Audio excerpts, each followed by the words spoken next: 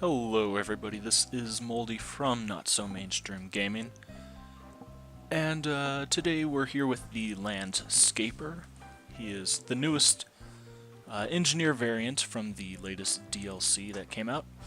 If you can see the vanquishes, I have just unlocked him, so I haven't spent too much time with him, but I know the gist of him, so I'm going to go ahead and show him off in-game. Alright, so here we have the Landscaper in the choosing screen. The first thing that you'll notice with this character is that his weapon is full auto. Now, compared to the mechanic, this is a much slower full auto. But the thing that this one has is that it still has splash damage. So that helps when you can't hit the guy. And also the projectile is kind of slow moving, so you have to lead your shots a lot.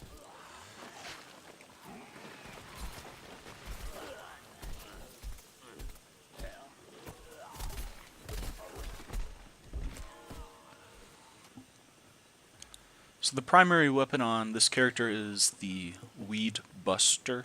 That's the name of it, Weed Buster. So kind of like Weed X or whatever. And in terms of characters and the game itself, that is the most fitting weapon for this game, because of course you're fighting plants. So I'm glad to see that they added a variant that actually kind of would fit into killing plants. The playstyle for this character is still much like all the other engineer variants. You want to play for the teleporter, you want to build the turrets. This is obviously just team deathmatch, that way I don't have to show all that. It's kind of boring, yes, but if you're the engineer, that will benefit you the most to build the teleporters. In terms of killing with this character, this has a very good kill potential just because it does fairly high damage, especially if you can get the direct hit. And even if you can't get the direct hit, you'll still get damage from the splash. So it makes this character pretty powerful. Let's see if I can clean up a few of these guys over there. Like I said, the hardest part is leading the shots just because they fire across the air so slow. It also does have a bullet drop, like where the projectile will arc in the air and kind of curve downwards, though it is not as drastic as some of the other ones seem, so it will travel further straighter.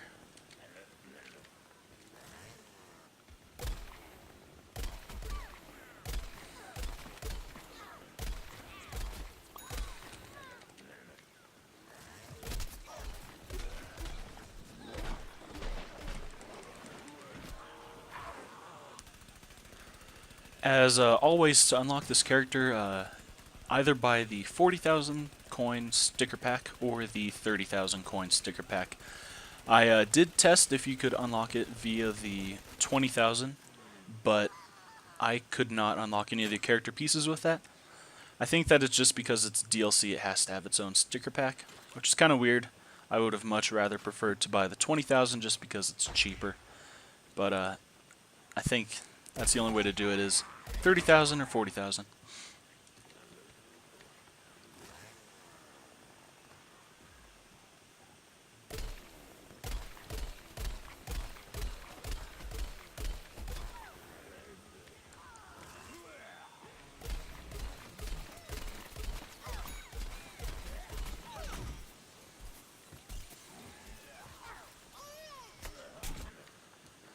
So in terms of all of the engineer classes, one design aspect that I kind of find interesting, I mean, some people like crude humor, but I'm not the kind of person that likes a lot of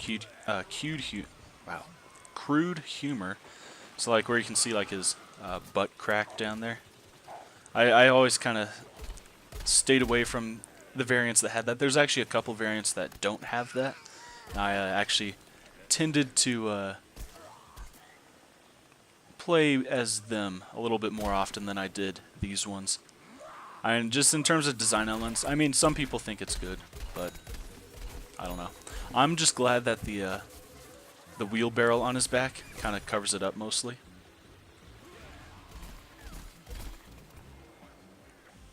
It has been a little bit of time, like a little bit over a week or so since I posted the last video.